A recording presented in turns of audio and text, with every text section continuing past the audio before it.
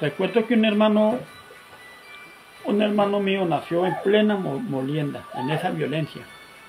Pues, como no se podían dejar la casa sola, entonces todos nos reuníamos en la ramada.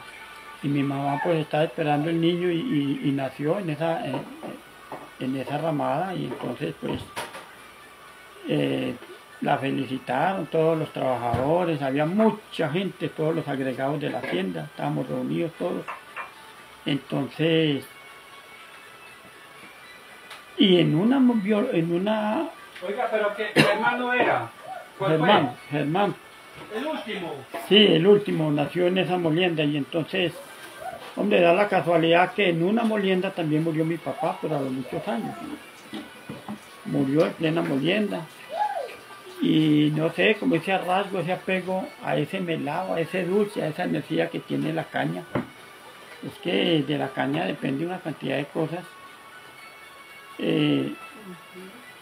Entonces, pues todo eso lo recuerda a uno. ¿Usted cuenta que es que la gente se enamoraba en las moliendas? ¿Cómo era una molienda, pues? ¿Cuántos días? Una molienda podía durar 3, 4 días. En esa época se molían dos noches o 2 días.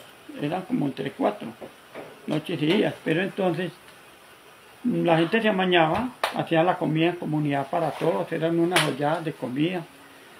Y la gente sabía que llevaba la panela, llevaba la miel y llevaba plata porque él les pagaba, y llevaban frutas, queso, cebolla, leche, muchas frutas habían.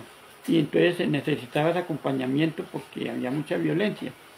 Y entonces programaban fiestas, ya resultaban con los bailes. La gente casi no salía a las fondas porque era muy peligroso. Entonces se reunían ahí en la tienda y hacían lo que hacen hoy en día, natilla, boñuelos. Mataban los cerdos, eso en Navidad, ¿no? Y se compartían muchos platos, eso se llenaban las mesas de platos, que para fulano, que para sultano, que llévele a fulano. Eso se acabó, ese compartimiento. Y ¿cómo es eso? Antes le mandaban a uno natilla de todos lados y buñuelos, ¿cierto? Sí, en veces le llegaban por ahí 18, 20 o más natillas. Y uno con todas esas natillas a la casa llegaban todos platos llenos de natilla y buñuelos. Mi papá decía, ¿y ahora qué hacemos con estos platos? Porque en ese tiempo no eran platos desechables, eran de loza y de mal. Entonces él decía, hay que hacer algo para mandarle a la gente en estos platos. Entonces hacían dulces de papaya, era que había mucha fruta para hacer dulces. Y entonces hacían otros dulces y le mandaban a la gente, pero eso era una amistad integral que había en todas las veredas. Hoy en día eso se ha acabado. Oiga, ¿por qué no hacemos un videito más para hablar de lo que se comía en diciembre o de lo que se come? ¿Cómo le parece? Que hablemos de las tradiciones de diciembre, del marrano, de la natilla, de lo que se hace en diciembre y de lo que se hacía en esa época.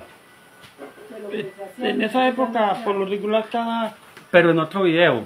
Esto no está quedando grabado. Sí está quedando grabado y ya vamos a cortar.